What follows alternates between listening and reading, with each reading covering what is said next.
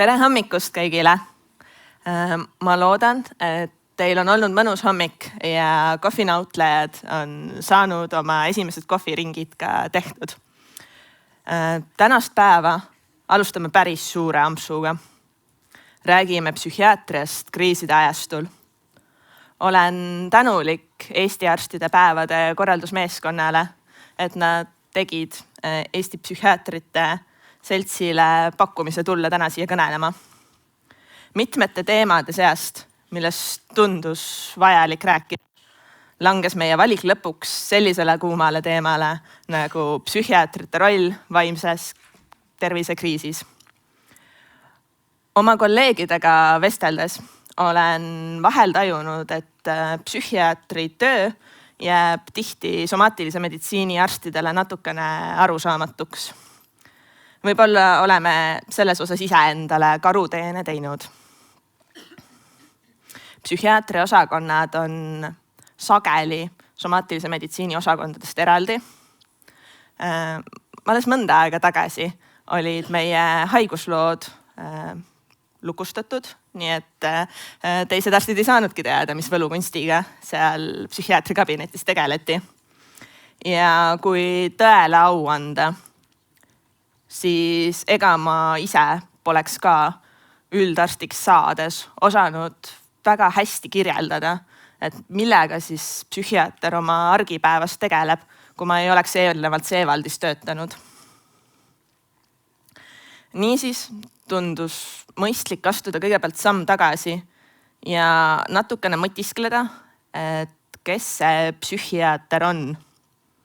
Kas ja mil moel ta teistest eriarstidest erineb ja kuidas saab üks arst psüühikat ravida.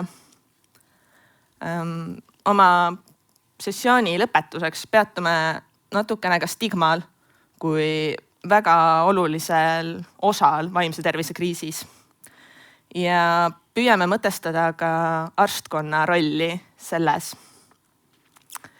Meie esimeseks kõnelejaks on hea kolleeg Anni Leedo. Anni jäi mulle juba esimesest residentuuri aastast meelde. Kui ühelt poolt lihtsalt vanem ja targem kolleeg, kes juba nagu teab, kuidas psühhiaatrias asjad käivad, aga teiselt ka kui inimene, kes teadis alati, mida ja kuidas öelda. Ta on üks psühhiaatria residentide kovisiooni grupi ellukutsujatest ja käesolevalt on ta end täiendamas coachingu ja supervisiooni valdkonnas.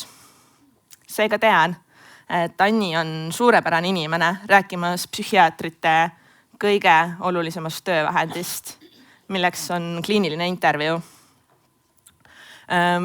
Küsimuste osas, mis teil peaksid ettekannete jooksul tekkima, palun neid üles kirjutades Lido äppi, et ettekannete lõpus me vaatame, kui palju meil aega jääb ja siis järjest hakkame sealt võtma küsimusi, mis on publiku tähelepanu rohkem köitnud, ehk siis võite sealt ka like või upvote märkida. Aga nüüd, kallid kolleegid, sõna Annile.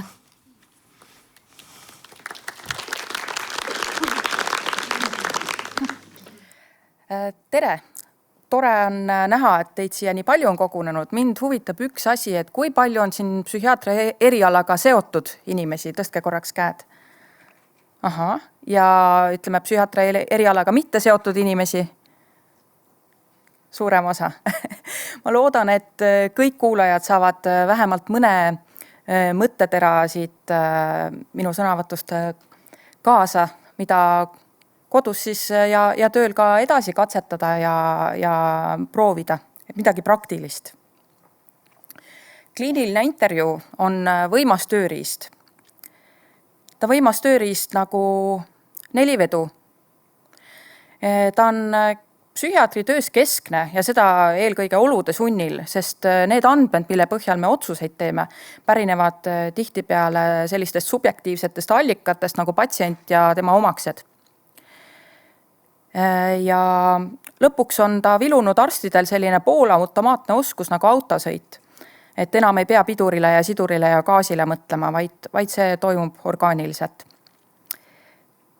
ta on ajakulukas tööriist kindlasti, kuid ma arvan, et see aeg kasutada õiges kohas võib olla täiesti hindamatu väärtusega kliinilise intervjueerimise koha pealt. Ja ma arvan, et see on kasulik ka teistele erialadele, mitte ainult siis psühhiaatritele. Kõigepealt kliinilise intervjuu funktsioonid. Kõigepealt on kindlasti terapeutilise suhte rajamine patsiendiga, patsiendi kaasamine protsessi, hästi oluline on anamneesi andmete kogumine.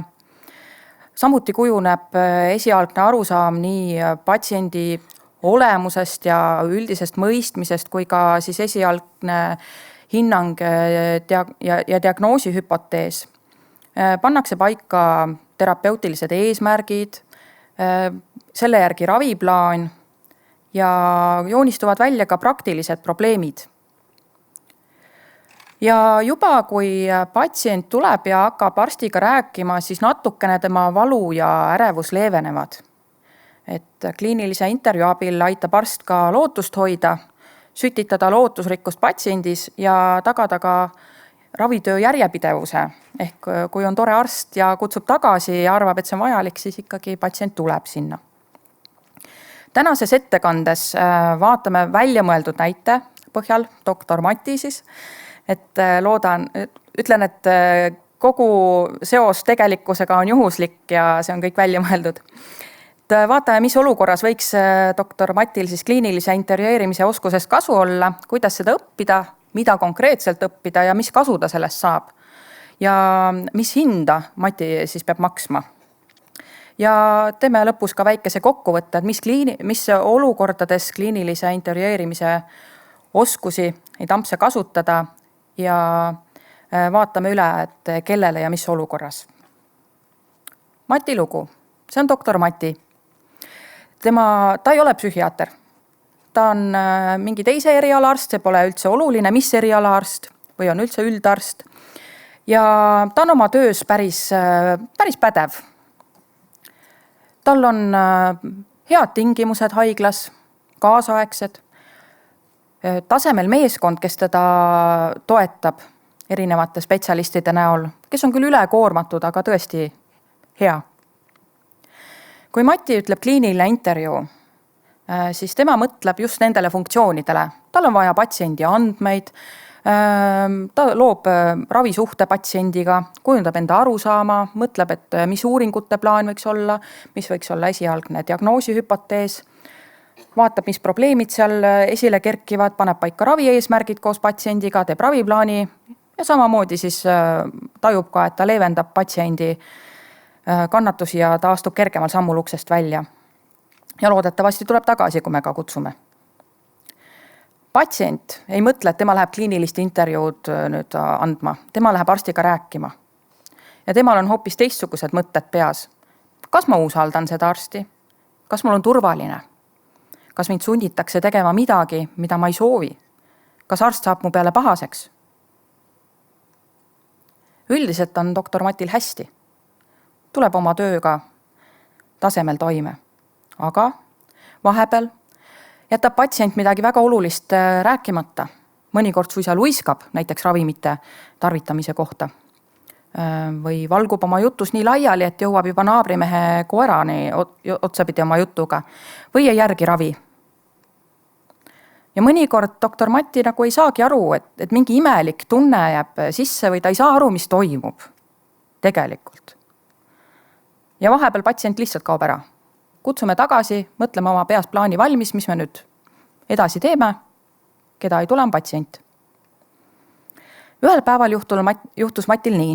Ta oli 58-aastane naispatsient, jällegi hüpoteetiline patsient täiesti. Ja lisaks mitmetele muudele tervisemuredele on tal tuberkuloos, mitte lahtine. Ja patsient oli vastuvõtul selline tõrges, ravi osas umbusklik, ei olnud nõus ravi alustama. Tuli välja, et tal olid varasemad väga kehvad kogemused arstidega, mida ta siis oli nõus ka Matiga põgusalt jagama. Kuna Mati oli kena inimene, siis ta nõustus siiski kuu aja pärast tulema kordusvisiidile, kuid mitte veel ravi alustama. Pärast vastuvõttu pani Mati silmad kinni ja tundis sellist ebamugavust ja ta uuris seda lähemalt. Temas oli ärevust, ebakindlust, kaastunnet patsiendi suhtes, viha ja pettumust, et ta jõudnud enda peas soovitud eesmärgini selle vastuvõtuga. Kurbus, taustal oli suur väsimus, aga ta märkas ka sellist väikest lootusrikkust, mis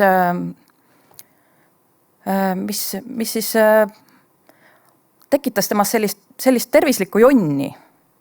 Ja ta otsustas, et ta helistab oma tuttavale psühhiaatrile, kellele ta ikka aeg-ajalt helistab, kui patsient läheb deliiriumisse või on ärev depressiivse patsiendi ravi osas vaja midagi ravimite osas arutada.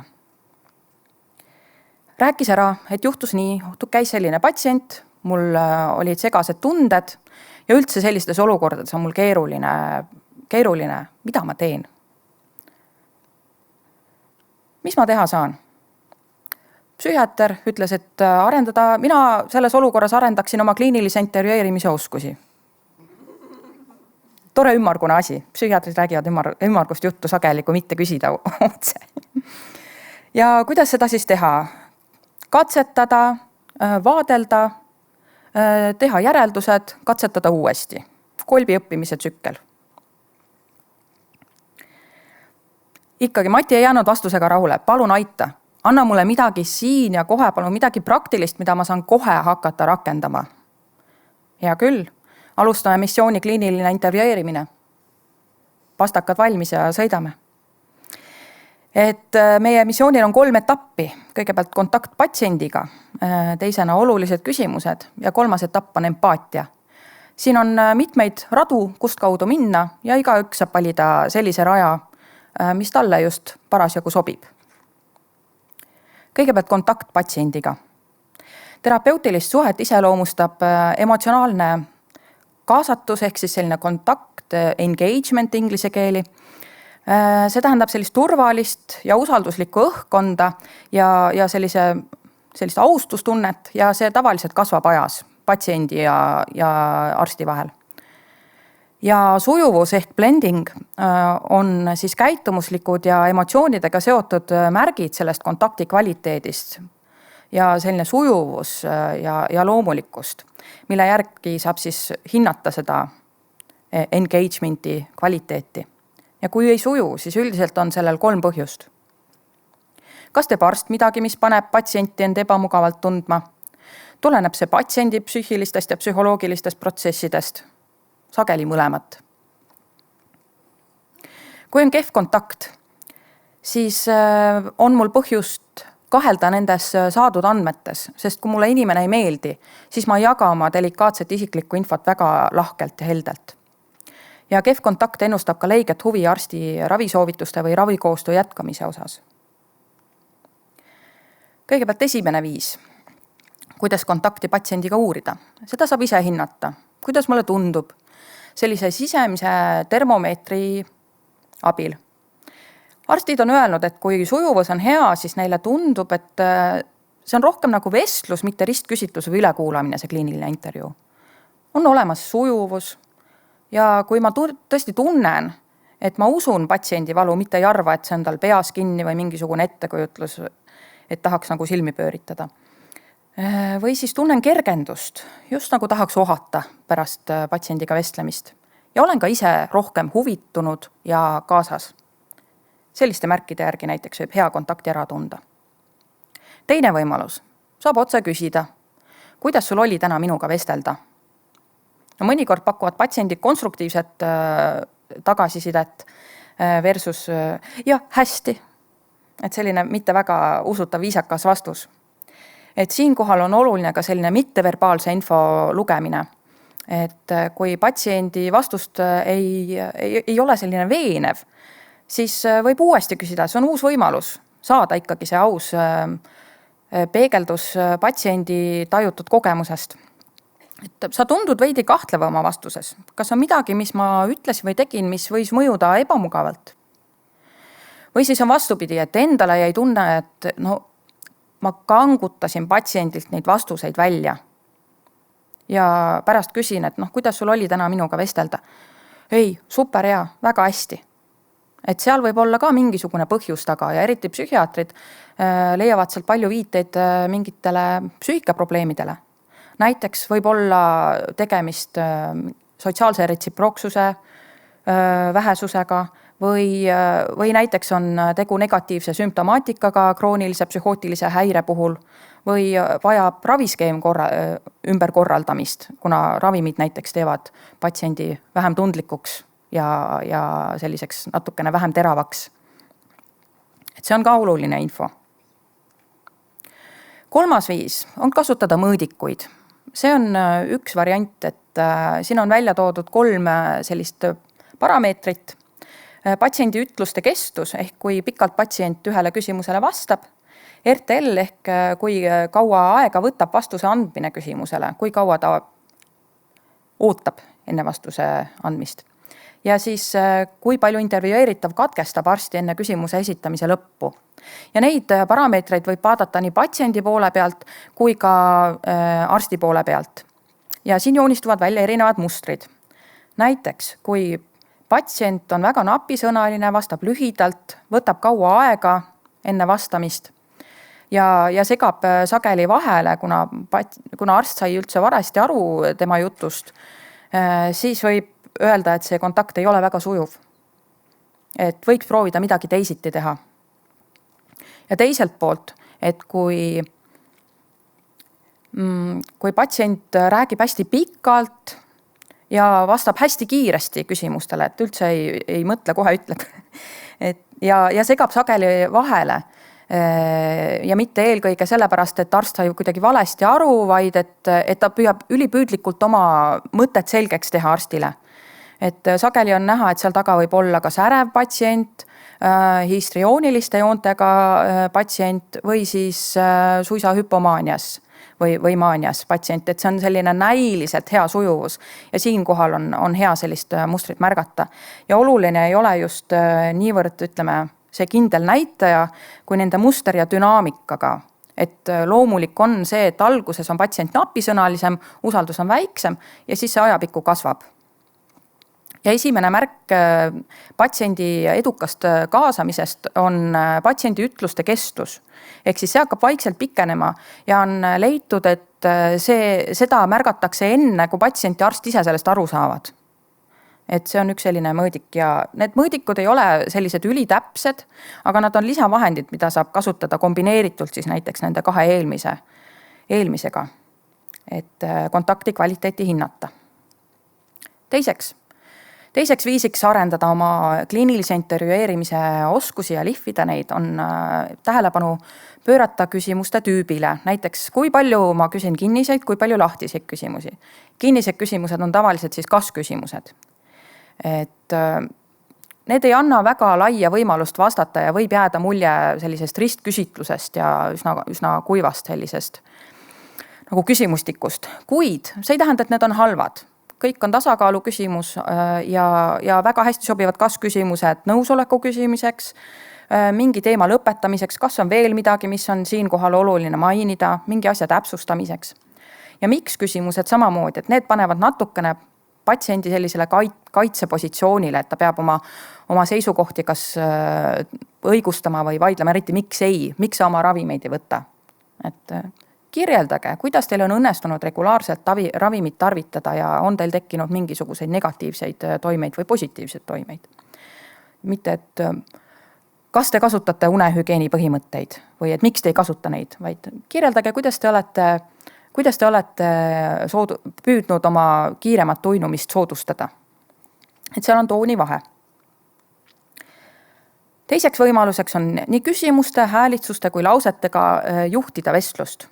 Näiteks jätkata loetelu, mis veel, süvenemine mingisse teemasse, täpsustage palun, mitteverbaalsed märgid, noogutus, patsiendi poolt öeldud info kordamine, teemale tagasi suunamine või edasi suunamine ja ka ajaraami hoidmine oluline. Et minule meeldib näiteks patsiendiga vastutust jagada, kui ta kipub niimoodi seda kuritarvitama, et ütlen, et nii, meil on nüüd 15 minutit veel, et meil on vaja see X, Y, Z teema veel arutada, et siis hoiame koos seda ajaraami. ja kui patsiendil või endal keevad emotsioonid üle, patsient näiteks hakkab lahinal nutma kabinetis, siis võib ka vajadusel väikse pausi teha, korraks sisse-välja hingata ja siis proovida edasi minna. Teema, millest ei saa üle ega ümber, on julged ja olulised küsimused ja psühhiaatrid neid väga palju küsivad. Ja seda mitte uudishimust, vaid sellepärast, et psühhiaatras on keskne selline mudel nagu biopsühhosotsiaalne siis teooria. See lähtub sellest, et inimese heaolu ja tervis on sõltuvad suuresti 3 sellisest suurest ringist, need on omavahel seotud ja alati vaatavad psühhiaatrid patsienti läbi prillide, kus on need kõik 3, filtrit olemas. Ja selle psühhosotsiaalse keskkonna kohta küsides me ei rakenda liigset uudishimu, vaid see on, selle bioloogiliste protsesside konteksti panemine. Ehk siis logistika, pere, töö, kuidas mõjutab haigus või sümptomaatika patsiendi igapäevaelu, mis on selle tähendus patsiendi jaoks. Ja psühhiaatritel on soovitatud kindlasti ise küsida 3 teema kohta, need on 3 stigmatiseeritud S-i ehk siis seks, sõltuvus ja suitsiid. On suur tõenäosus, et patsient spontaanselt ei võta neid teemasid ise üles, kuid see võib osutuda oluliseks, see info, mis me sealt saame, kui me nende kohta küsime. Ja suitsidaalsus. Mida see sisuliselt tähendab?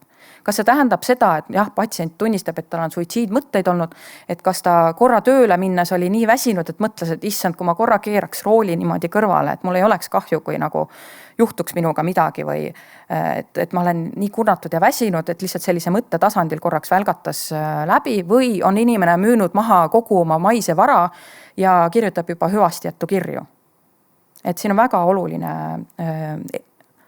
just see sisu tähendus. 3. empaatia. Kõigepealt empaatia, et see ei ole sulandumine patsiendiga. See ei ole, et me oleme pruudid igas pulmas ja lahkunud iga matusel, vaid see on teise valu nägemine ja mitte selle tundmine ise, et apenditsiidiga patsiendil ei ole vaja, et me tunneks sama valu, mis tema parasjagu tunneb. Ja kriisis raske isiksushäirega patsiendil ei ole vaja, et me nutaksime koos temaga ja tunneksime nii intensiivseid emotsioone nagu tema. Siinkohal on oluline see, et jah, me näeme, me usume, aga mina olen mina ja patsient on patsient. Et selline tervisliku distantsi hoidmine hoiab ka läbi põlemast. Aktiivne kuulamine. Mina usun, et teie kuulate. Ma loen seda epikriisist ja näen. Aga et ka patsient näeks, et me ei arvesta, et me ei kirjuta ainult infot arvutisse, siis selleks, et ta märkaks, et me oleme tegelikult ka temaga ühel lehel, saab märku anda. Kinnitused, noogutus, väike silmkontakt, ei pea kogu aeg ütleme vaatama. Kehakeele kuulamine. Ma näen, et see valu on nii suur, et isegi raske on istuda praegu siin vastuvõtukabinetis. Väikesed kokkuvõtted ja peegeldused. Strateegiline empaatia. Et see on selline natukene nüansirikkam teema. Et mõni peegeldus on justkui nagu muus eas niimoodi öeldud ja lihtsalt jutu sujuvuseks.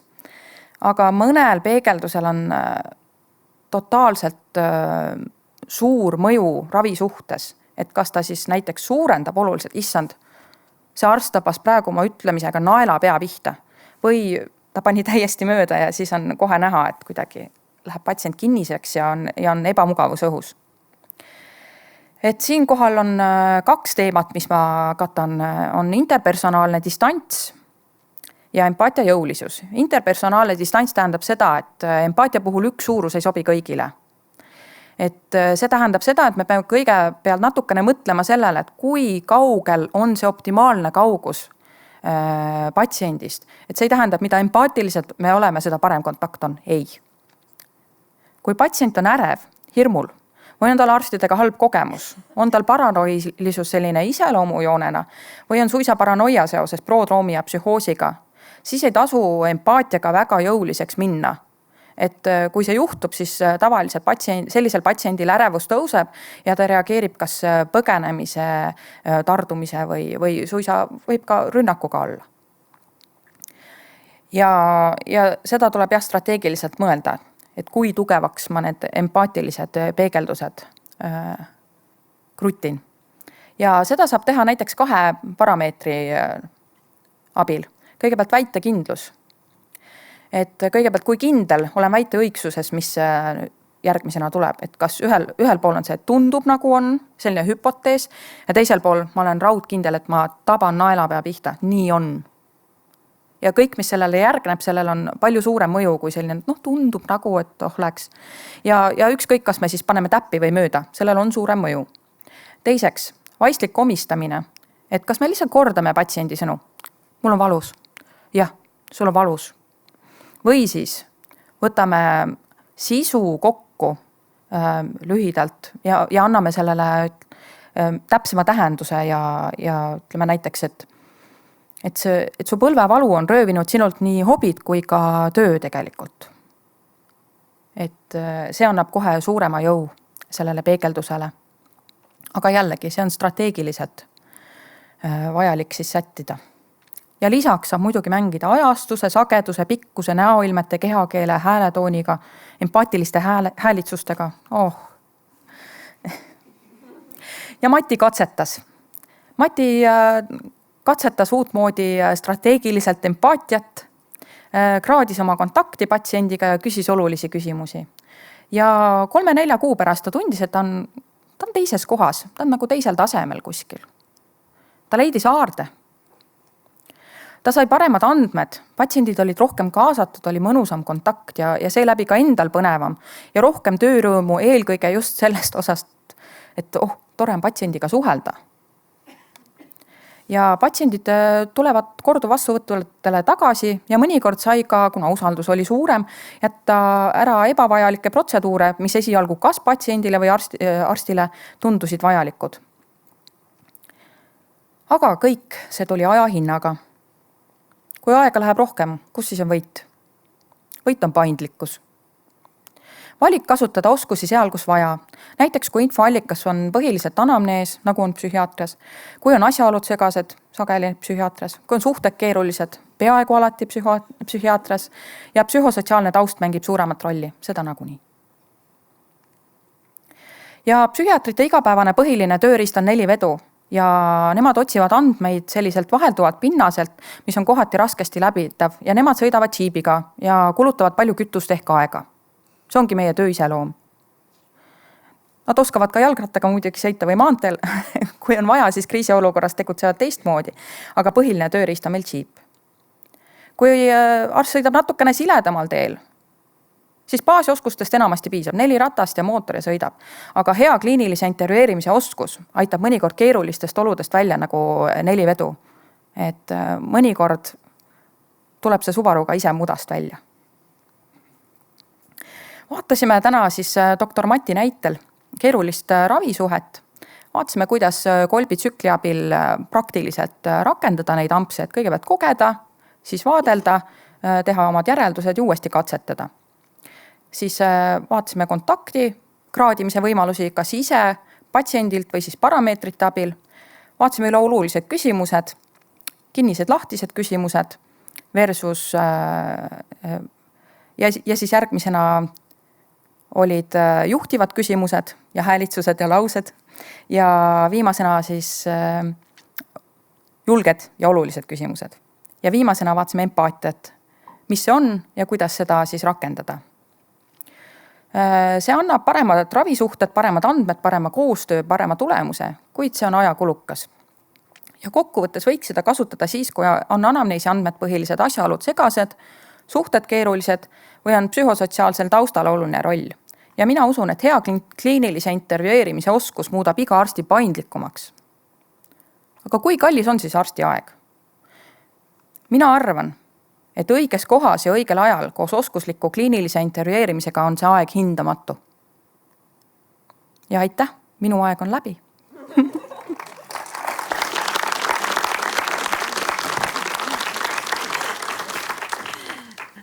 Aitäh, Anni. Järgmiseks tuleb kõnelema Kristjan Toots tänapäevastest ravimeetoditest. Medikamentoosse ja mitte medikamentoosse ravi seast said meil välja valitud 2 meetodit, millel on tõenduspõhisust tegelikult märkimisväärselt. Kuid mis tundus, et võib-olla ülejäänud arstkonnale võivad veidi võõramad tunduda. Miks nüüd just Kristjan räägib, sellepärast et ma tean, et Kristjan on oma töös väga teadmistehuviline. Mäletan, kuidas kui me koos akuutpsühhiaatrias olime, siis tema oli üks neist, kes luges artiklid juurde, et üritada patsientidest paremini aru saada, sest et Eestis alati ei ole ravijuhiseid psühhiaatrias, et kuidas ja mida tegema peaks. Ja mäletan ka tema vestlusi laboriarstidega, et kuidas antipsühhootikumide kontsentratsiooni määrata või määrata saaks üldse. Ja tegelikult üks hästi oluline roll, mis tal on praegu Tartu Ülikooli kliinikumis, on ka see, et elekterkonvulsiivravi on väga suurelt Kristjani vastutada. Ning see tõttu tundus tema just õige inimene meile tänased ettekannet tegema. Nii et palun, Kristjan. Suur tänu. Tere kõigile. Mul on suur au täna siin teie ees olla ja suur hea meel jagada teiega suurt osa enda tööst. Nagu Anu ütles, ma olen Kristjan Toots, Tartu Ülikooli kliinikumi akuutosakonna psühhiaater ja räägin teile mõningatest kaasaegsetest ravimeetoditest, mida me Eestis psühhiaatrias kasutame. Ettekande inspiratsioon ja ülesehitus tulenes sellest kuulsalt maalilt. Ja iga ravimeetod, millest ma täna räägin, nende puhul üritaks korra vaadata, nagu ka maali pealkiri, kust me tuleme, kes me oleme ja kuhu me läheme. Ja nõnda hakkame järjest vaatama. Ehk siis esiteks elekterkonvulsioonravi. Nagu Anu ütles, päris palju sellega igapäevaselt kokku puutun. Mis see on? See on üks klassikaline ajustimulatsiooni vorm, mille käigus juhitakse patsiendi peaaiu spetsiaalse masinaabi elektrivool. Eesmärgiga saada generaliseerunud konvulsiivne hoog, mille suurem eesmärk on saavutada sealt terapeutiline efekt. Pildil siis üks Baltimaade uuemaid masinaid, mis meil kliinikumis on. Aga kuna see teema alati tekitab kõikidest mingeid emotsioone, mingeid mälestusi filmidest, kirjandusest, kust iganes, siis paar sõna peab rääkima ka EKR-i ajaloost. Asi algab eelmise sajandi alguses levinud hüpoteesist, et patsiendid, kellel esineb epilepsia, et neil ei saa skisofreeniat olla. Ja arstid sellest ideest lähtudes proovisid siis neid epileptilisi hoogusid patsientidele esile kutsuda. Ja selleks kasutati erinevaid aineid, mida süstiti, kamprit, insuliini. Pead selle hooned ühel hetkel said. Millal? See oli suhteliselt etteennustamatu, missuguse, kui pika, kõik oli suhteliselt etteennustamatu. Samast teooriast lähtusid 2 itaallast, kes juhtumisi psühhiaatrias töötades, üks neist Ugo Serletti, legendi järgi siis läks mööda kohalikust tapamajast ja pani tähele, et enne kui sead hukatakse, lastakse neile aju elektrit ja siis nad saavad ka justkui krambi hoo. Mõte hea, võttis sõbra kolleegi Lucia Bini endaga punti ja otsustasid hakata katsetama elektrit inimestel. Ja jõudsid nii kaugele, et 1938. aasta aprillis viidis esimene EKR protseduur läbi skisofreenia haigel ja said tolle aja kohta üllatavalt hea tulemuse, avaldasid oma tulemused teadusajakirjas ja suhteliselt kiiresti levis protseduur ja teadmised sellest, mis tol hetkel olid üle maailma. Näiteks siis, et 41. aastal sai juba esimene laps selle protseduuri. Oli ta 4-aastane, julgeb keegi pakkuda, mis tõttu, mis diagnoosiga ta võis selle protseduuri saada. Saalis vaikus, oli ka üle keskmise keeruline küsimus. Olid patsiendil epileptilised seeriakrambid, mis ravimitele tol ajal ei allunud ja väidetavalt ka sai tol hetkel juba leevendust. Eestis, Tartus oleme haiguslugudelt leidnud, et 1943. aastal on juba kirjeldatud EKR-i kasutust ja Tallinnast doktor Lõõkene ütles, et tema leidis 1944. aastast. Selle suure ülemaailmse leviku käigus pandi tähele, et tegelikult protseduur on efektiivne ka meeleoluhäirete korral. Ja kui 50-ndatel sünteesiti kloorpromasiin ja algas nii-öelda antipsühootikumide revolutsioon, siis mõnevõrra hakkas vaikselt EKR psühhootilistel patsientidel tagaplaanile jääma. Läks umbes 2 aastakümmet enne, kui saadi aru, et võib-olla oleks mõistlik võtta punti anestesioloog ja teha EKR-i anesteesias, kasutada lihasrelaksanti, et inimesed seda paremini taluks ja et tüsistusi vähem oleks. Ei läinud sealt ka ülearu palju aega, kuniks Eestis selleni jõuti, paar aastakümmet. Edasi peale 60-ndaid hakati kasutama EKR-i igasugustel mittetõenduspõhistel ja poliitilistel eesmärkidel, aga see ei vähendanud EKR-i efektiivsust psüühikahäirete ravis. Kuidas tänapäeval protseduur välja näeb? Hästi lihtne. Leiame patsiendi, kes seda protseduuri vajab, võtame talt informeeritud nõusoleku, ehk siis räägime, mis protseduur on, missugused ohud, riskid, kõrvaltoimed ja missugused potentsiaalsed kasud seal on. Siis psühhiaater valib stimuleerimiseks asetuse. Joonisel on 3 sagedasemat. Määrab parameetrid, mis annavad kokku elektristiimuli suuruse. Esimesel protseduuril enamasti, vähemalt Eestis, viiakse läbi tiitrimine, ehk siis määratakse nii-öelda krambi läbi, ehk siis minimaalne elektristiimul, mis siis selle generaliseerunud oo esile kutsub.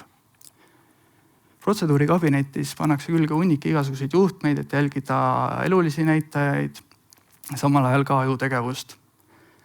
Anestesioloog manustab anesteetikumi, veidi hiljem lihasrelaksandi ja veidi hiljem paneb patsiendile suhu hambakaitsme, misjärel psühhiaater paigaldab nagu skeemil näidatud elektroodid, annab stiimuli, patsient saab paari 30-sekundilise konvulsiivse hoom ja järgneb taastumisperiood. Kes need patsiendid on? Eestis ma ei ole veel leidnud dokumenti, mis neid näidustusi nii selgelt kaardistaks, seetõttu võtsin USA näite. USA Toidu- ja Ravimiamet toob välja, et patsiendid, kellel esineb katatoonia või raske depressioon, olenemata sellest, kas see on uni või bipolaarne. Ja kui patsient on üle 13 aasta vana, tema haigus on raviresistentne või vajab kiiret sekkumist psühhiaatrilise või muu meditsiinilise seisundi tõttu. Nad ei ole täpsustusi defineerinud, mis annab teatava otsustusvabadusega psühhiaatrile. Ja teistel juhtudel on nad kirja pannud, et kasutamine pole välistatud, aga sõltub siis spetsialisti kliinilisest hinnangust. Miks need diagnoosid? Sest uuringud ja kogemus on näidanud, et EKR on nende puhul suhteliselt kõrgelt efektiivne. Raske depressiooni puhul on see efektiivsus seal 60-80% juures sümptomite leevendamise osas ja pooled patsiendid EKR kuuri lõpuks siis võivad jõuda remissiooni. Ja päris sageli näeme, et suitsiidmõtted leevenevad juba esimeste ravipäevadega. Katatoonia puhul 80-100% praktiliselt kõik patsiendid reageerivad sellele. EKR kipub olema Eestis rohkem, vähemalt Tartus, teise valiku ravimeetond, et enne seda katsetame lorazepami, mis paljude juhiste järgi on esmavalik. Ja skisofreenia, eriti raviresistentse vormi korral, on EKR efektiivne ja eriti head numbrid saame siis, kui kasutusel on juba clozapine, mis siis on ravimresistentse skisofreenia valikravim. Mis EKR-iga Eestis toimub? EKR-i teevad 3 suuremat psühhiaatriakliinikut Põhja-Eesti Regionaalhaiglas, Tartu Ülikooli Kliinikumis, Pärnu haiglas ja Viljandi haiglas. Iga-aastaselt kuskil seal 3000 protseduuri juures teeme. Viimased aastad 23-24 on patsiente, kes on seda protseduuri saanud, 349. Võrdluses Euroopaga. See on väike sihuke graafik, paar aastat tagasi ilmunud süsteemse ülevaate artiklist, mis siis kaardistas EKR-i kasutust lapspatsientidel, alaealistel. Kui me vaatame, X-teelel on patsiendid, kes on aasta jooksul EKR-i saanud. Eestis on seal 350 juures, et kuskile siia selle rea peale jääme. Nüüd mul ei ole ametlikke andmeid, aga nii palju, kui ma keskuste arstidega suhelnud olen, et siis aasta peale Eestis me kuskil, kas tuleb ta pikka? Ja, kuskil sellesse kohta Euroopa võrdluses satume. Ja ma arvan, et see on päris hästi isegi väikse Eesti kohta. Nii, mis me veel Eestis teeme? Selline ravimeetod nagu transkraniaalne magnetstimulatsioon. Pilt on siis Pärnu haiglamasinast. On ta neurostimulatsiooni meetod, mille korral tekitatakse kiirelt muutuva magnetvälja abil ajukoores või sügavamal elektrivool. Eestis ja üldiselt üldse kliinilises töös kasutatakse repetiivset või siis korduvat transkraniaalset magnetstimulatsiooni. Selle ajalugu on EKR-iga võrreldes justkui nagu pikem, aga samas ka lühem. Ehk siis esimene selline kliiniline kirjeldus pärineb 1985. aastast, aga esimesed katsed magnetiga inimest kuidagi mõjutada pärinevad 19. sajandi lõpust. Magnetstimulatsioonil on väga palju muudetavaid parameetreid, alates piirkonnast, mida soovitakse kuidagi mõjutada, kuni selleni, et mis sagedusega, mis intensiivsusega seda teha, kui tihti seda teha, kas üritada erutuvust suurendada ajus või vähendada. Ja seda tehakse klassikaliste vanemate protokollide järgi mitme nädala jooksul, 5 korda nädalas kuni 45-minutiliste sessioonidena. Kes need patsiendid on? Ameerika on sihuke edumeelne riik, neil on ka ametlikud näidustused. Depressioon on ametlikuks magnetstimulatsiooni näidustuseks aastast 2008 ja aastast 2015 on Briti saartel. Kui eelnevalt mäletate EKR-i efektiivsusnumbreid, siis magnetstimulatsiooni puhul sümptomite leevenemine pooltel patsientidel, remissioon 1/3 patsientidel. See on muidugi minupoolne väga suur ümardus. Samuti kasutatakse obsessiivkompulsiivse häire puhul ja viimastel aastatel on ameeriklased siis näidustusena kirja pannud suitsetamisest loobumisel abistamise, ärevuse sümptomid depressiooni korral ja eelmise aasta lõpus siis depressioon noorukitel. Aga kirjandust vaadates, artikleid lugedes jääb silma, et väga palju vaid kasutataksegi ja üritatakse uurida sealhulgas efektiivsust teiste psühhiaatriliste häirete korral, aga ka mõningate neuroloogiliste häirete korral. Kuhu me magnetstimulatsiooniga liikumas oleme? Protokollide kiirendamiseni, mille käigus siis stimuleerime intensiivsemalt, sagedamini, et patsiendid ei peaks 6 nädalat igapäevaselt tund aega oma elust meie kliinikutes kulutama. Kasutatakse neuronavigatsiooni, et leida täpsemalt düsfunktsioneeriv asukoht, et seda ravi teha patsientidele täpsemalt. Paar aastat tagasi tekitas sihukest natukene huvi psühhiaatria vastu Ameerikas selline professor ja tema uurimisrühm nagu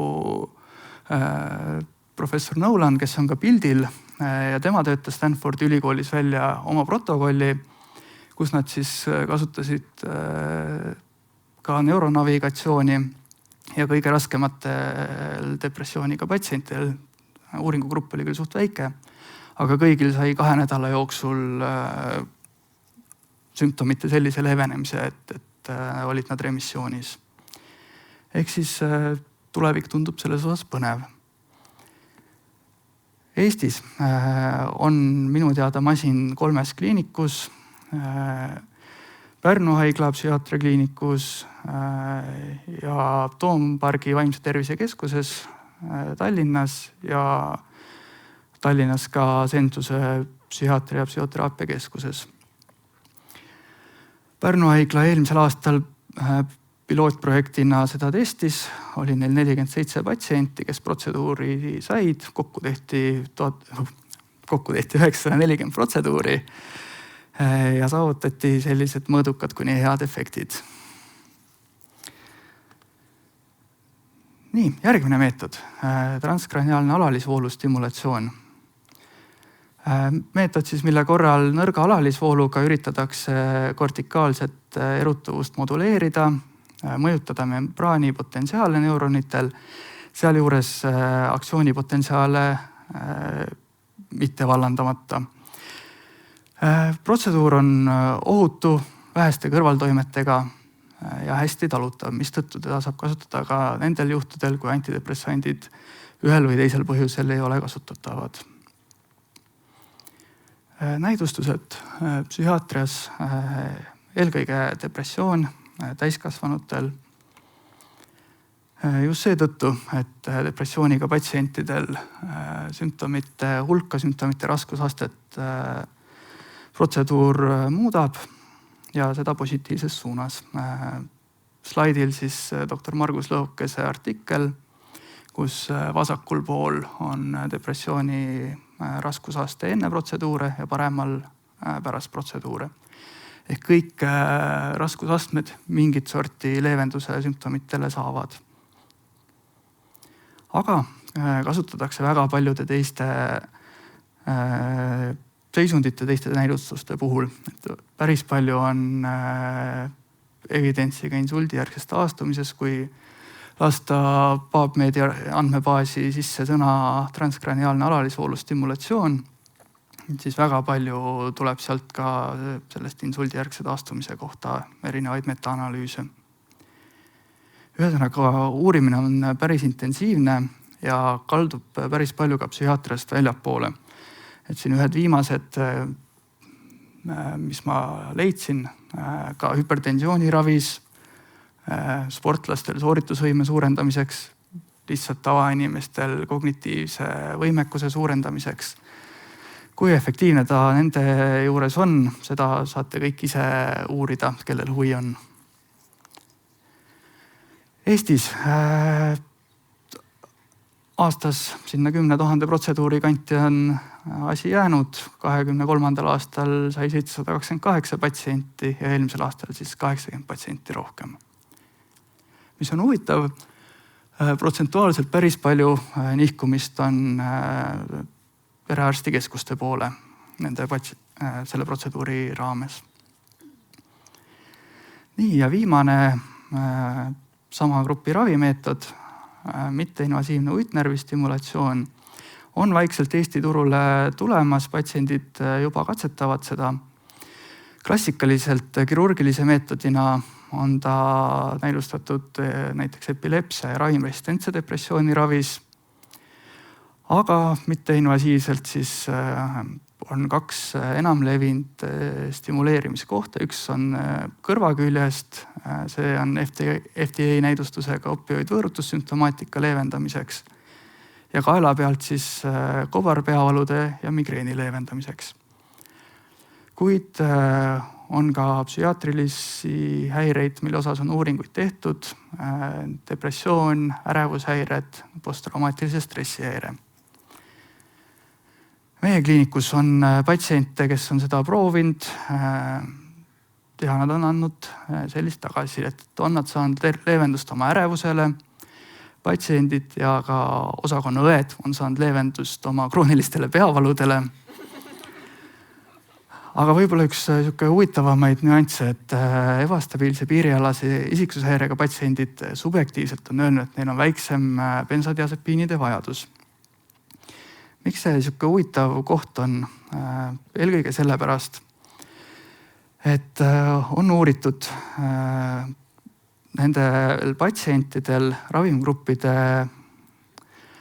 kaupa, missugused ravimgrupid võiks neil ennetada sooritatud suitsiide või neid soodustada. Ja kui seda graafikut vaadata, siis näeme, et bensodiasepiinid päris korralikult seda riski tõstavad, mistõttu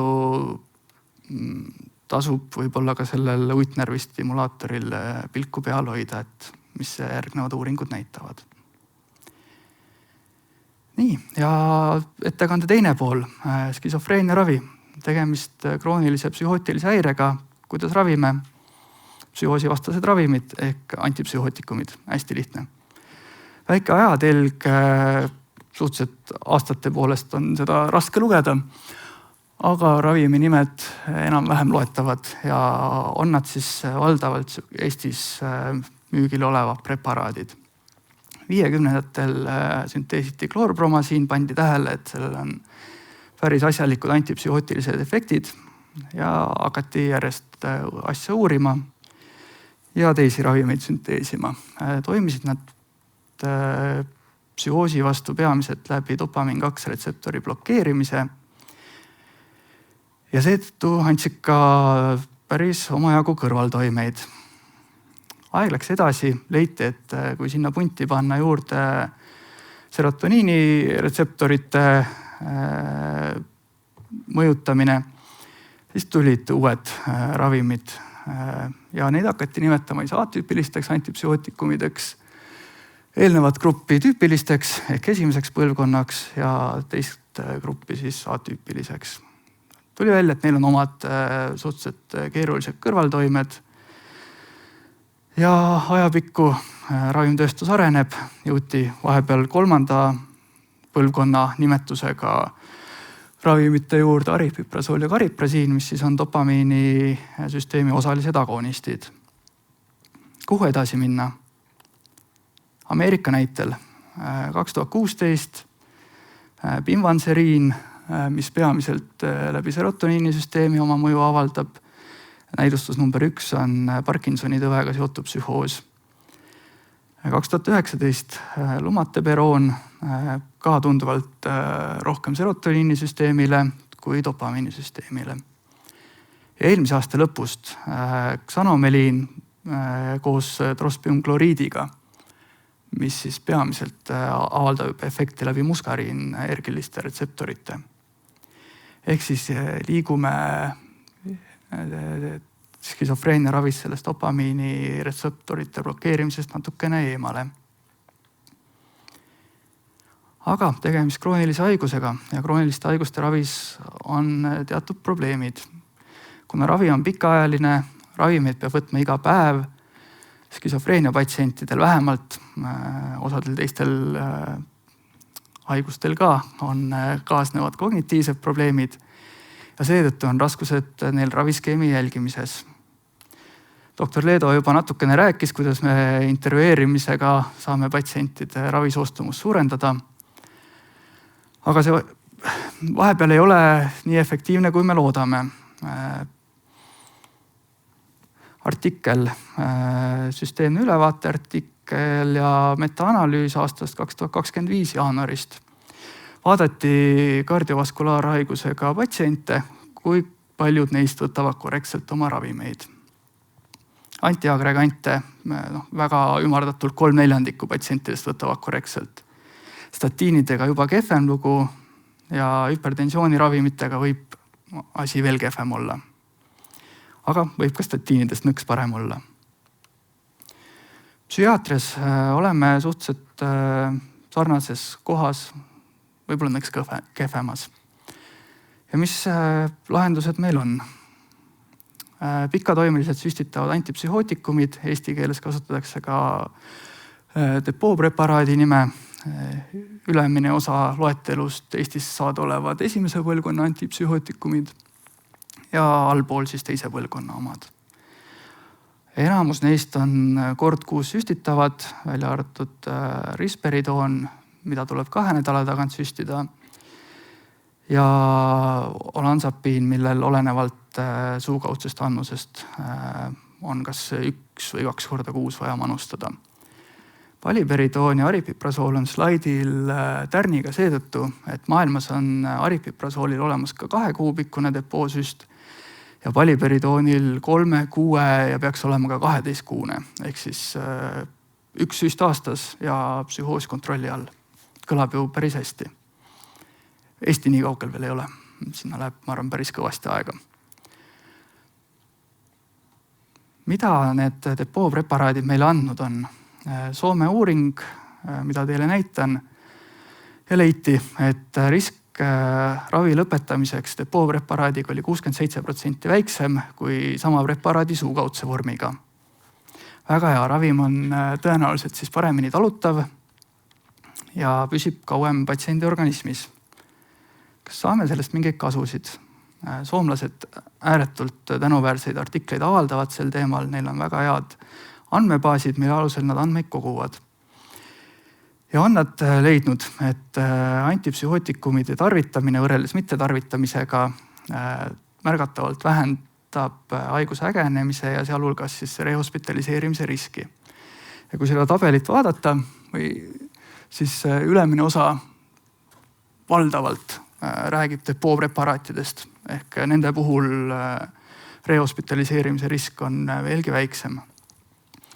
Ja teine päris kasulik efekt, suremus kõikidest põhjustest siia lähevad nii muud haigused, vägivaldsed surmad, õnnetused, kõik on kokku võetud. Ja samamoodi leitud, et kui antipsühhootikumi üldse ei kasuta, siis on kõige kehvem seis. Ja kui kasutada depoopreparaate, siis on märgatavalt parem seis kui suukaudseid ravimeid. Nii et ma arvan, et see on üks väga oluline osa psühhiaatria ravist, mis meil praegu kasutada on. Nii, ja väike kokkuvõte. Mitteinvasiivne ajustimulatsioon on väga kiirelt arenev valdkond, saab kasutada nii primaarse kui ka adjuvantravina. Eestis tervishoiuteenuste loetelus aastaid EKR, paar aastat vähem transkraniaalne alalisvoolustimulatsioon ja juba 4. päevaga magnetstimulatsioon. Ja skisofreenia spektri häirete korral on võimalus kasutada pikatoimelisi süstepreparaate. On teatud reeglid eelkõige teise põlvkonna antipsühhootikumidega, mille siis Tervisekassa meile ette annab. Nad vahepeal võivad psühhiaatritele natuke ahistavad tunduda, aga sellised on praegused regulatsioonid, nende raames üritame toimetada ja ma arvan, et patsiendid vähemalt andmete alusel saavad kasu sellest. Nii, sellega ma enda osa lõpetan. Suur tänu teile, et kuulasite.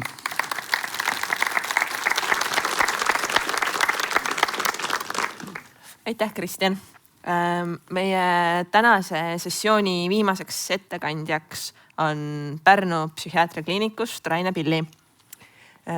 Mõnda aega tagasi me korraldasime noorem psühhiaatrite sektsiooniga ühte teist erialakoolitust ja otsisime koolitusele kõnelejaid ning ühele teemadest oli päris raske kedagi rääkima või esitlema leida, sellepärast et me ei teadnud, kes konkreetselt Eestis selle valdkonnaga tegeleb. Ja siis üks liikmetest nii vahvalt tõi välja, et miks me lihtsalt Rainega ei räägi, sest tsiteerin, Raine Pilli teab kõike.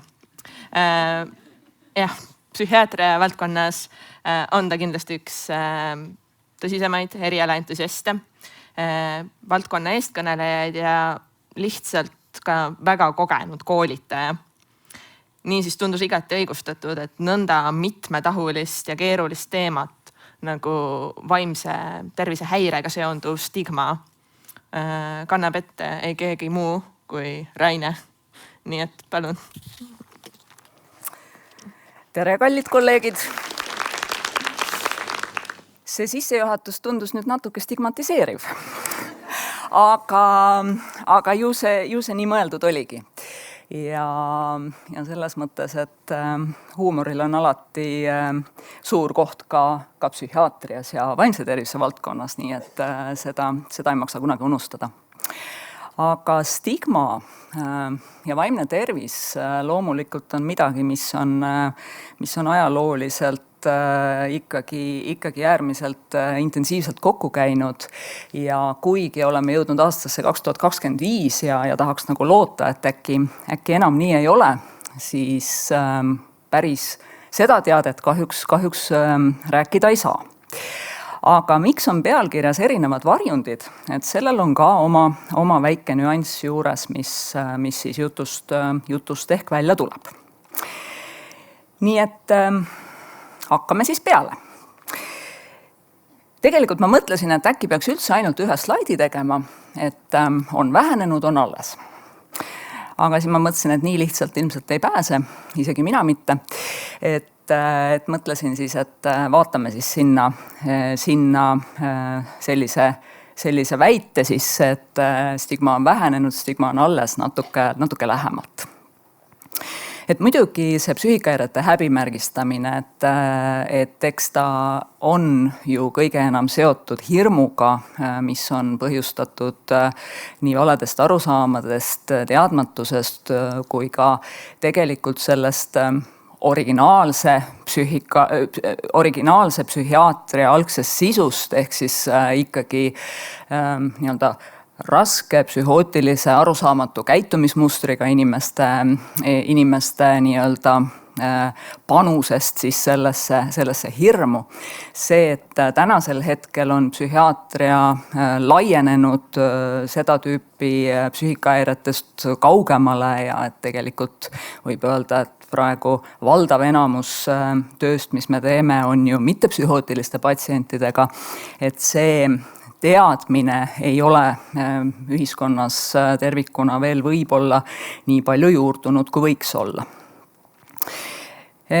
Kõrvalsaalis räägiti täna ka palju sotsiaalmeediast ja doktor Google'ist ja kõigest muust, et ka stigmal on tegelikult tõsised seosed sellise pealiskaudse ja stereotüüpse informatsiooni nii-öelda kättesaadavusega ja kahjuks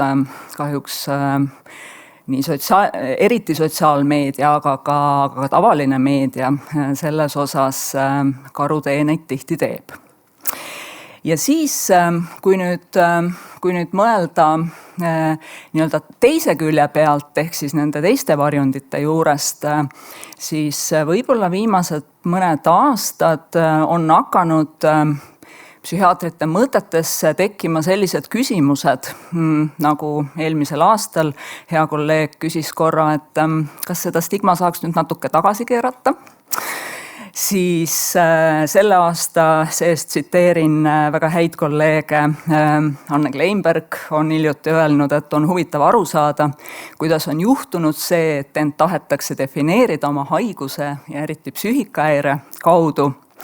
Ja lausa mõned päevad tagasi Andres Lehtmets, hea kolleeg Tartust, mainis, et stigma on isegi teises suunas pöördumas, tavaline olla pole normaalne. Nii et siit need varjundid. Ja kui nüüd vaadata natukene muu maailma kirjandust, siis üks Kanada psühhiaater Lewis on juba mõned aastad tagasi kommenteerinud, et põlvkondade vahetusega seotud stigma vähenemine ja suurem avatus vaimse tervise teemadel on kahtlemata positiivne areng, aga mõned aspektid selles vajavad kriitilist meelt. Ja selles mõttes võiks öelda, et täna me oleme natukene võib-olla sellisel ristteel. Aga kui nüüd minna natukene lähemale sellele stigma nüansile, et me oleme siin kõik koos arstid ja vaatame siis seda, mismoodi see vaimse tervise stigma arstkonna sees võib-olla meid mõjutab ja meie patsiente mõjutab, siis tegelikult alustada saab sellest, et laias laastus 1/4 inimesest aasta jooksul põeb psüühikahäiret. Arstide hulgas on siis, uuringuid on muidugi erinevaid, aga paari aasta tagused uuringud toovad välja, et kuskil nii 30% laias laastus on raporteerinud depressiivseid sümptome, 24% ärevust ja 4–16% on tegelikult diagnoositav posttraumaatiline stresshäire. Ja on tehtud ka uuringuid, et kuidas siis arstid ise nagu selliseid stigmaküsimustikke, et kuidas siis arstid hindavad erinevaid stigmanüansse ja näiteks 40% arstidest on arvanud, et depressiooni või ärevusdiagnoosiga arst on vähem kompetentne oma töös ja tegemises. Ja seda mitte 50 aastat tagasi, vaid mõned üksikud aastad tagasi. Väga mitmed artiklid ja uuringud toovad ka välja seda, et kuigi loogiline oleks nagu loota või mõelda, et psühhiaatria valdkonnas on vaimse tervise stigma vähem väljendunud, siis tegelikult nii ei ole. Ja võib-olla Anu ütles sissejuhatuses päris kenasti, et mõned aastad tagasi veel olid psühhiaatria haigluslood lukus teiste arstide eest, mis on tõtt-öelda ju täiesti jabur, aga olgu pealegi. Saan ainult lisada seda, et nii pole olnud igas Eesti piirkonnas. Et see on heade mõtete linna mõte olnud. Loomulikult vaimse tervise stigma takistab ju järelikult meedikuid abi otsimast ja ennast hoidmast, kui need näitajad sellised on. Ja kui me mõtleme, et mida see ütleme siis stigma endaga kaasa toob, siis võib-olla kõige enam ebarealistlikke standardeid enda toimetulekuks ja seeläbi siis loomulikult on täiesti suurepäraseks pinnaseks läbipõlemiseks ja tegelikult ravikvaliteedi languseks, mis on väga üks-ühele seotud. Ja väga mitmetes artiklites ja teemakäsitlustes tuuakse ka välja, et osade psüühikahäirete populaarsus, olen meelega pannud selle siia niimoodi väikeste sulgude sisse, see populaarsus ühiskonnas ei ole tegelikult positiivne trend reaalse vaimse tervise stigma vähenemisel. Kuidas see stigmaring siis välja näeb? Eks ta nii välja näeb, et mõnusasti ennast toidab psüühikahäire, see osa palju on siis sellist avalikku häbimärgistamist, kui palju on see nii-öelda avaliku keskkonna stigma roll, siis on häbi enesestigma ja mis viib siis isoleerumise, üksinduse, töölt eemale jäämise, mille iganes muuni. Ja kui nüüd mõelda, milline nendest on võib-olla tähtsam, siis kindlasti see enesestigma on miski, mis nagu suuremat mõju avaldab ja ka see enesestigma võib olla mitme varjundiga. Stigma mõju, ega siin ei pea muidugi väga raketiteadlane olema, arusaadavalt takistab see õigeaegse abini jõudmist ja kõik me teame, et mida kiiremini haigust ravida, seda paremini ta paraneb. Suurt ravilõhet, et psüühikahäirete puhul on ajalooliselt olnud väga suur ravilõhe, et on häireid, kus ravilõhe on isegi kuni 90%, kui me räägime näiteks sõltuvushäiretest, mis on üks kahtlemata kõige stigmatiseeritumate psüühikaprobleemide seast. Kõige väiksem ravilõhe on skisofreenia puhul ja see on ka arusaadav, et isegi kui enesestigma on suur, siis väline käitumine enamasti siiski aitab inimese abini. Suurenenud tervishoiukulutused kahtlemata, negatiivne mõju paranemisele, mõjutab avalikku arvamust ressursside jaotamise kohta. et see on kindlasti see taak, millega psühhiaatria, vaimse tervise teenused, ka ravi kättesaadavuse teenused on ajalooliselt nii-öelda puid ja maid jaganud, et ja ka tänasel hetkel ütleme see, et me võib-olla väga palju kuuleme ühiskonnast termineid vaimne tervis ja teenused ja üks ja teine, et võib-olla peaks korra vaatama läbi kardina nagu kaugemale, et kas see on ikka veel kõik see päris ja sisuliselt hoomatud või see on midagi, mis tundub tänasel hetkel olevat populaarne, hea rääkida, aga päriselt ei jõua tulemustesse.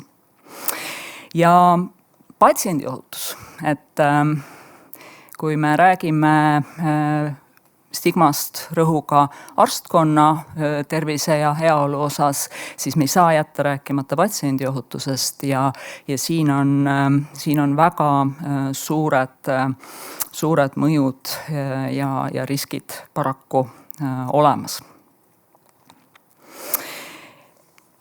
Mis on need meediku mured siis, et mis meid siis nagu takistab ka ise abi otsimast? Et ma panin siia kõrvuti nii-öelda kaks varianti, et üks on see, mis on selline rahvusvaheline, enamasti rahvusvahelised joonised nimetavad need kõige olulisemad punktid. Aga võib-olla Eestis on mõni nüanss natuke erinev. Peamiselt võib-olla see, et meil ei ole suurt muret oma nii-öelda pädevuse või töötamise õiguse või sellise nüansi osas, et mis on mujal maailmas võib-olla hinnatakse kõige suuremaks selliseks stigma riskiks abi otsimisel. Meil on pigem võib-olla, ei ole siia järjekorda pannud neid nüüd niimoodi kõige oma hinnangu järgi kõige olulisemas järjekorras. See probleem on sellel, kes rohkem joob. Ma arvan, et saate aru, et ma viitan siin teadlikkusele, et mis on mis, kas ja kui palju me teame, kust ikkagi see psüühikahäire piir siis läheb ja mis hetkest on ebanormaalne olukord, lihtsalt ebanormaalne olukord ja mis hetkest on see haigus. Et see on päris keeruline.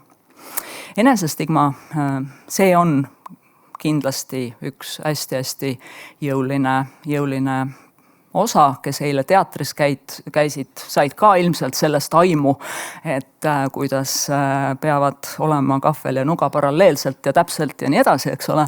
Et see on seesama koht. Kuidas psüühikahäire olemasolu mõjutab minu karjääri, et sellises üldisemas mittelitsentsiõiguse nüansis on ta siiski aktuaalne ka meil. Konfidentsiaalsus. Konfidentsiaalsus siis abi otsimisel, kust me leiame need spetsialistid, keda me ei tunne. Et kust me leiame need spetsialistid, keda me usaldame, kust me leiame millisest linnast või millisest maakonnast, eks, et ma küll ise olen seda meelt, et vaimse tervise stigma vähenedes mingis osas väheneb ka see vajadus, et võib-olla me saamegi natuke rohkem oma kolleege usaldada. Aga sellegipoolest see konfidentsiaalsuse küsimus jääb. Ja üldse mitte vähetähtis küsimus ei ole ajapuudus. Ja ajapuudus on universaalne puudus arstidel. Päris paljud meist töötavad rohkem kui 1,0 koormusega ja kui siis need vabad päevad kokku lugeda, kui siis peaks teises linnas käima abi otsimas, psühhiaatria teatavasti ei ole selline, et tulen täna sipsti sisse, lähen tunni aja pärast sipsti välja ja siis olen terveks. Et nii päris ei ole. Et võib juhtuda, et igasugused muud inimesed peale psühhiaatrite ka tahavad veel nagu asja ajada, nagu näiteks kliinilised psühholoogid või pereterapeudid või kes veel iganes, eks. Soovitatakse näiteks transkraniaalset magnetstimulatsiooni päris mitmel nädalal, mitu korda päevas, eks, et see on ajanõudev. Nii et takistusi otsekui päris palju. Mis aitaks seda, ütleme siis, vähendada tõenäosust, et me jääme haigeks, et me jääme vaimselt haigeks, me vajame psühhiaatrilist ravi. Tegelikult neid asju on väga vähe. Ja otsisin erinevatest artiklitest ja mõtlesin, issand jumal, kas tõesti ainult 3. Ja tõesti nii on. Toetav töökeskkond koos mentorluse, kovisiooni, supervisiooni kultuuriga. Avatud ja hinnangute vaba suhtumine psüühikahäiretesse, mis siis võimaldab ennetada töölt eemaldamist, toetada paranemist. Võimaldab ennetada töölt eemaldamist tähendab seda, et me ei pea ootama ära nii-öelda vaikides ja kõrvalt jälgides, kuni kolleeg juhtumisi teeb midagi hästi tõsist, hästi probleemset, kus ei jää enam muud üle, kui tuleb jalga puhkama saata, vaid tõesti õnnestub juba varasemas faasis leida lahendused, kas ajutise töölt eemaloleku, raviaja võimaldamise ja selliste nüansside osas. Ja 3. üldse mitte vähetähtis aeg ja võimalused abi otsimiseks. Et iseenesest lihtsad asjad, aga kui me mõtleme Eesti meditsiinimaastiku peale, siis need on kohutavalt rasked asjad. Kahjuks.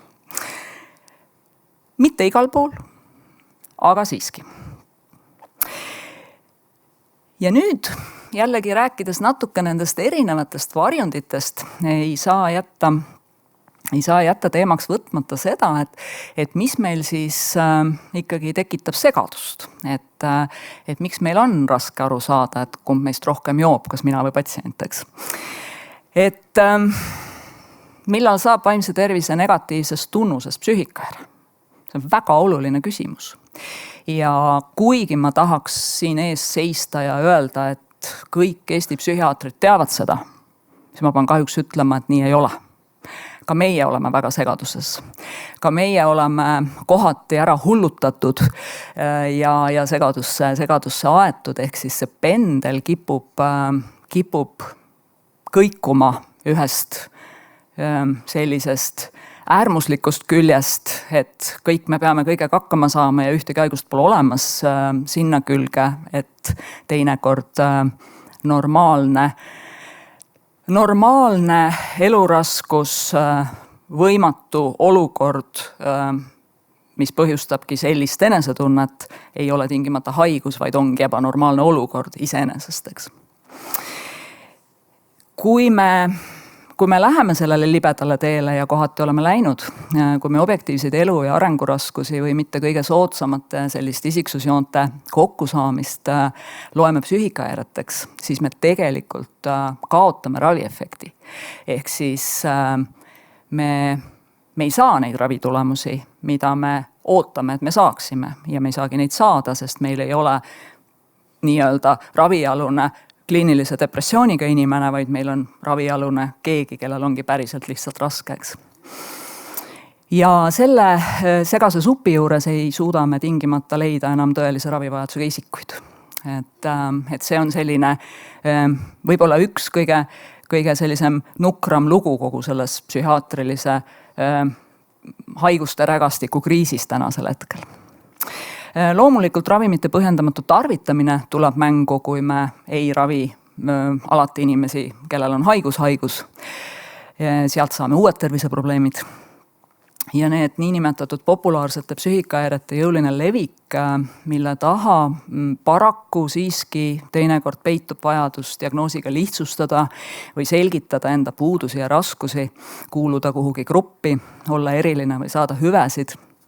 Et see ei ole tegelikult see trend, mis oleks nagu kõige õigem.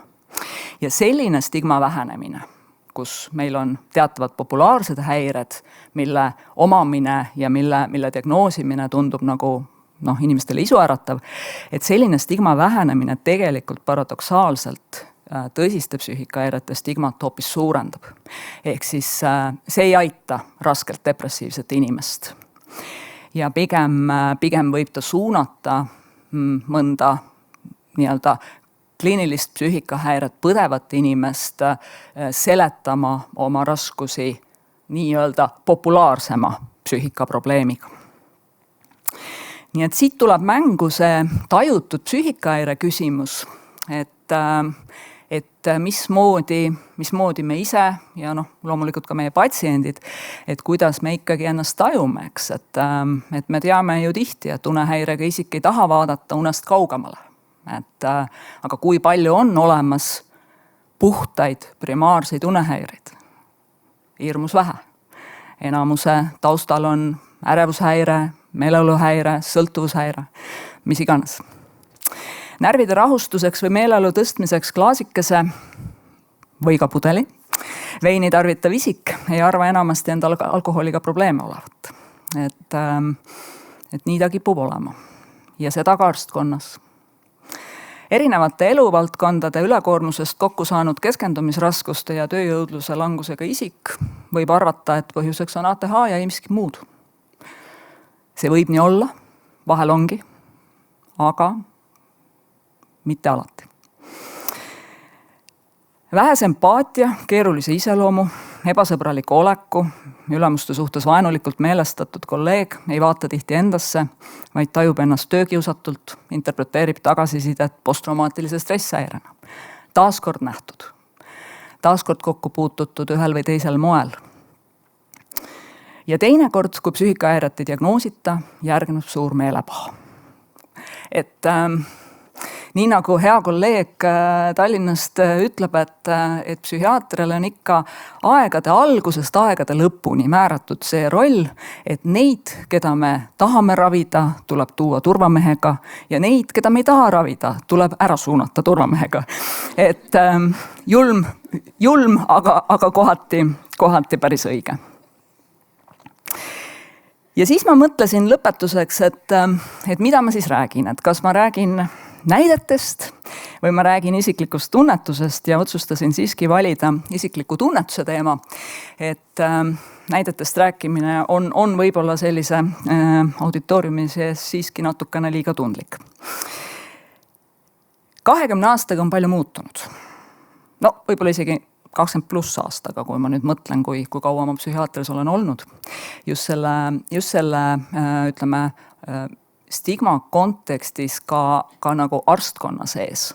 Et võib-olla laias laastus esimesel 10 praktiseerimise aastal kohtasin arstidest patsiente siiski üsna harva.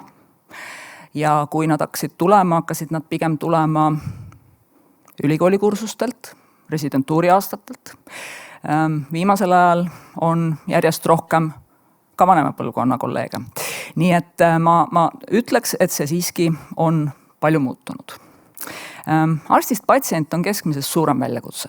See ei ole vist küll saladus ühelegi eriala spetsialistile, aga psühhiaatrile on see teinekord kohe päris suur suutäis. Ja võib-olla põhiline põhjus, miks just psühhiaatrilise abi kontekstis seda väita on see, et enamasti ei ole arstidele iseloomulik seada oma vajadusi esikohale.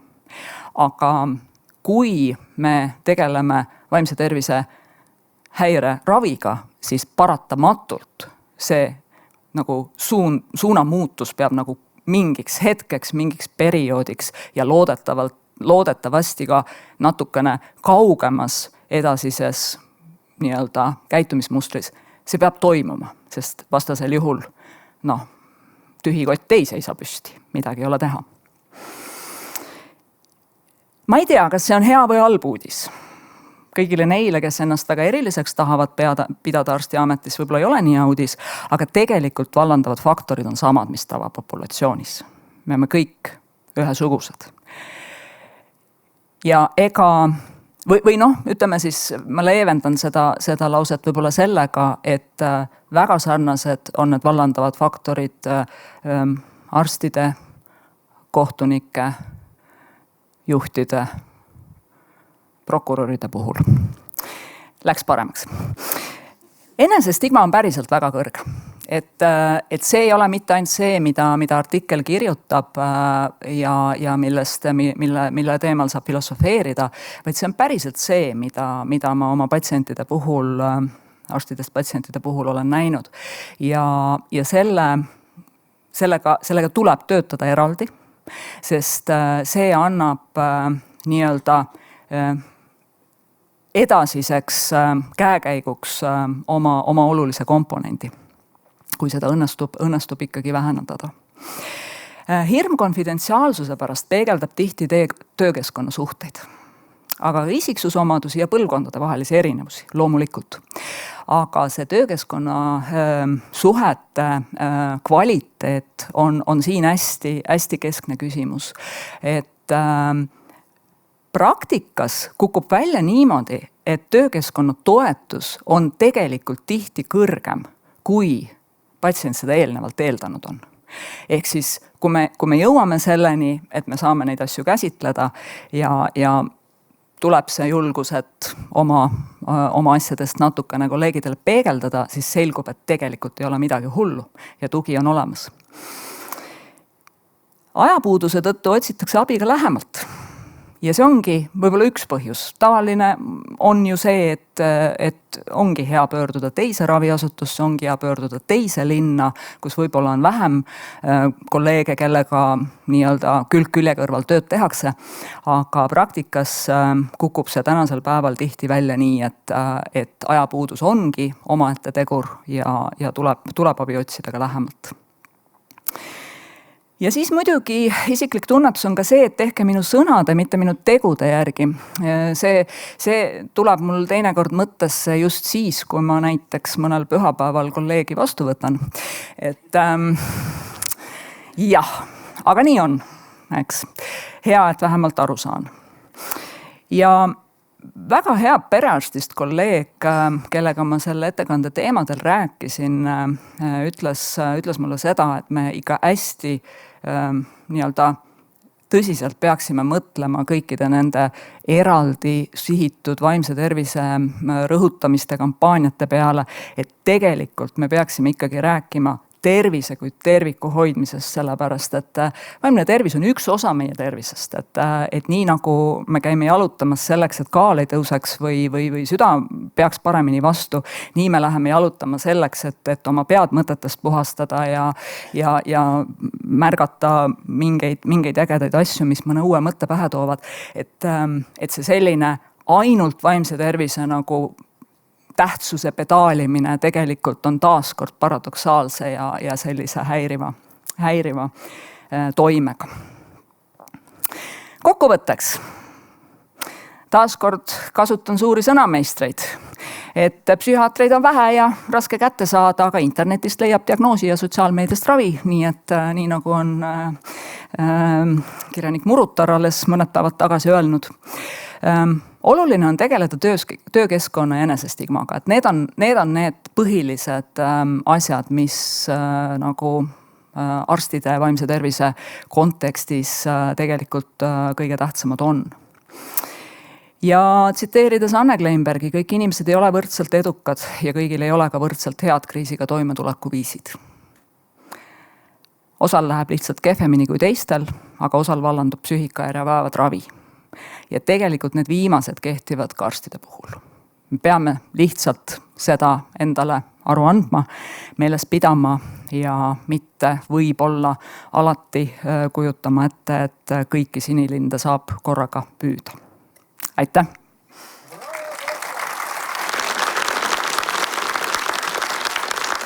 Aitäh, Raina! Aitäh, Raina! Mõned lõpusõnad ka. Et ettekande teemasid valides ja kogu tänast kava kokku pannes tahtsime aidata luua tunnet, et kuigi psüühikahäire on justkui üldmeditsiinist eraldiseisev valdkond, siis tegelikult on meie töös hästi palju üldinimlikku ja tavapärase arstliku mõtlemisega tuletatavat. Nagu Raine just ütles, siis inimene on tervik.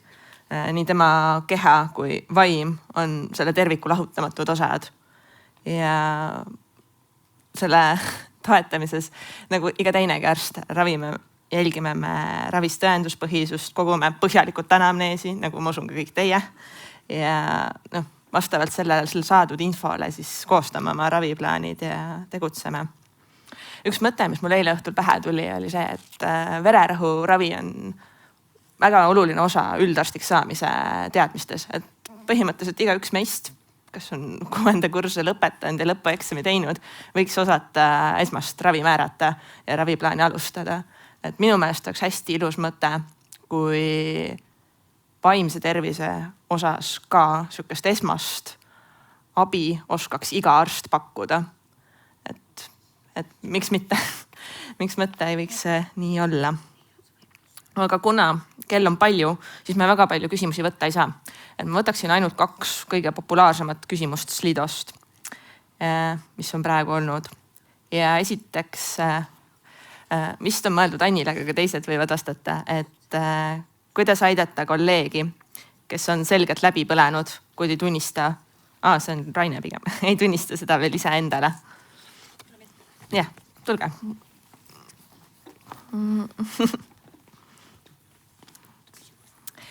Ma kordan siis küsimust. Kuidas aidata kolleegi, kes on selgelt läbi põlenud, kuid ei tunnista seda veel ise endale? Ja ma arvan, et see, mida Anni rääkis, läheb siia hästi kokku. Ehk siis selline ikkagi empaatiline vestlus, suhtlus, mitte selline ülekuulav psühhiaatriline taktika, vaid pigem tagasipeegeldustega selline kontakti saavutamise viis. Ja jällegi ei ole kolleegid teistsugused inimesed kui tavainimesed ja psühhiaatritel on enamasti sellised nipid, et kui me ei saa päris kohe rääkida sellest haigusest või häirest, mis inimesel meie meelest tundub olevat, siis me hakkame ikka rääkima unest ja üldisest enesetundest ja söömisest. Et läbi sellise väikse ringi võib juhtuda, et jõuab teemani. Ja siis teine küsimus, et miks ei tohi teatud patsiendigruppidega olla liiga empaatiline? Kuidas saame aru, et oleme liialt empaatilised olnud? See liiga empaatiline, et kelle jaoks empaatia on? See on patsiendi jaoks. Ja nagu enne mainis, kui patsient on ärev ja selline umbusklik. Ja selles suhtes, et kui me esimest korda kohtume, ma ei taha, et Kristjan tuleks mind kallistama või niimoodi, täiesti võõras inimene. Et see on natukene juba inimlik, et mida kaugemal ma olen. Et see võib olla lihtsalt ebamugav ja tavaliselt sellest on aru saada. Kui me ütleme midagi, et oi, sul on nii raske ja sul on see, kui patsient tõmbab nagu kehaliselt niimoodi kuidagi lukku või jääb napisõnalisemaks. Tema DOU siis muutub lühemaks. Et siis see on märk, et me teeme midagi valesti või võiks midagi teistmoodi proovida.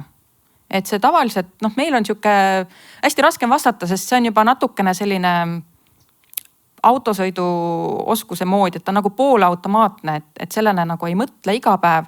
Aga just, et keda see empaatia teenib? Ühelt poolt liigne empaatia kulutab ise ennast. Et kas mina lähen nüüd sinna tema loo sisse ja võtan seal peategelase rolli või siis ma teen nii, nagu patsiendile mugav on ja kohandan vastavalt tema siis, mis ma tunnen, et talle võiks sobida. Ja siin ütleme, et minu ettekandes olid mõned sellised viited, mõned nipid, mida võib katsetada, aga see ei ole nagu täielik vastus sellele küsimusele. Ja tegelikult on aeg täis. Aga olgu, ma küsin korraldusmeeskond ütles, ma võin ühe küsimuse vähemalt veel küsida. Et siis küsiks selle ka, väga populaarne on olnud, et kuidas EMO-s kriisipatsientidega tegeleda, kui aega on vähe. Et võite mõelda, et kui on kolleeg EMO-s, tal on tunne, et see patsient on nüüd väga halvas kohas, et kuidas siis temaga peab midagi teha või suhelda. Hästi sihuke üldine küsimus, ma kujutan ette, et see on hästi individuaalne ka, et sõltub olukorrast, et mis see kriis siis on. Et kas patsient on suitsidaalne või ta on ägedalt psühhootiline või ta on deliiriumis või ta on katatoonne. Meie jaoks kõik kriisiseisundid väga erinevad, aga jah. Ja mina esiteks usun, et juba need arstid, kes tegelevad nende patsientidega, nemad annavad nende oma teadmiste, oma võimaluste, oma oskuste osas endast parima. Et seda ma usun. Ja teiselt poolt mina arvan, et igal doktor Matil kuluks ära mõni taskupsühhiaater nii-öelda, kellelt aeg-ajalt nõu küsida.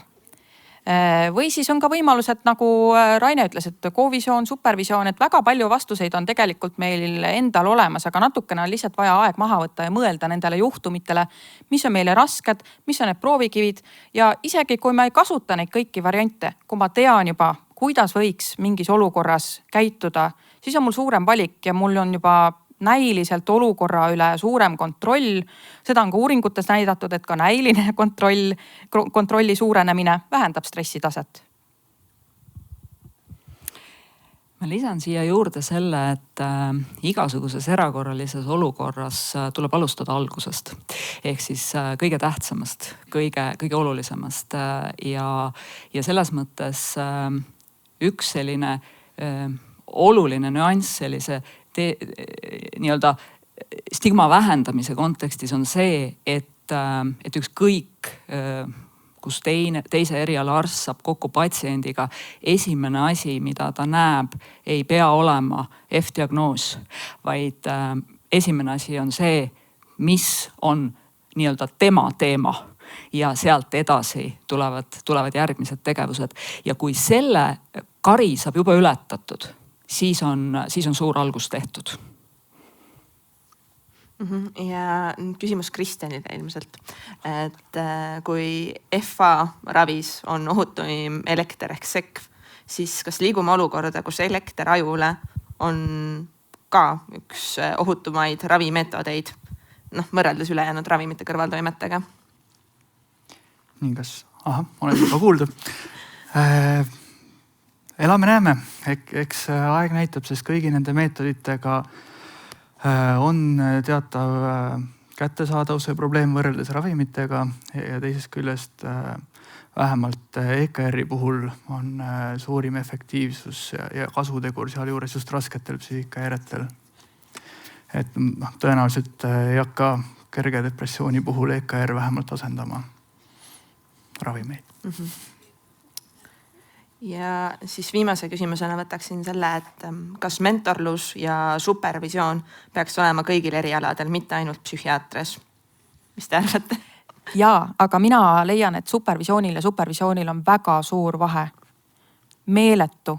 Ma olen osalenud supervisioonidel, mis on täitsa head, täitsa asjalikud, tuleb meeskonnale mingisugune väärtus sealt. Rollid on selgemad, on väärtused selgemad, teame, mis teeme, arutame mõnda juhtumit, mõnda rasket juhtumit ja on olnud sellised, kus tuleb targem inimene teisest majast, räägib, kõik saavad sõna, 3 inimest saavad rääkida tervest meeskonnast ja lihtsalt teoretiseeritakse mingi kindla, mingi kindla süsteemi raames seda olukorda ja tegelikke lahendusi. Mina vähemalt ei saanud sealt seda, mis mina soovisin. Et tegelikult hea supervisioon või kovisioon teenib kõiki osalejaid. Kui nende juhtumiga ka ei tegeleta, kindlasti on midagi, mida nad saavad ise õppida ja oluline on see, et kõik saaksid sõna. Ja ma usun, et on küll kõigile vajalik. Nii. Aga siis minu poolt veel suur aitäh kõigile esinejatele. Aitäh teile kuulajatele ja kui kellelgi on veel küsimusi, siis tegelikult ma arvan, et esinejad ei jookse kohe minema. Et Slidos oli circa 15 küsimust, et kes saab veel tulla küsima.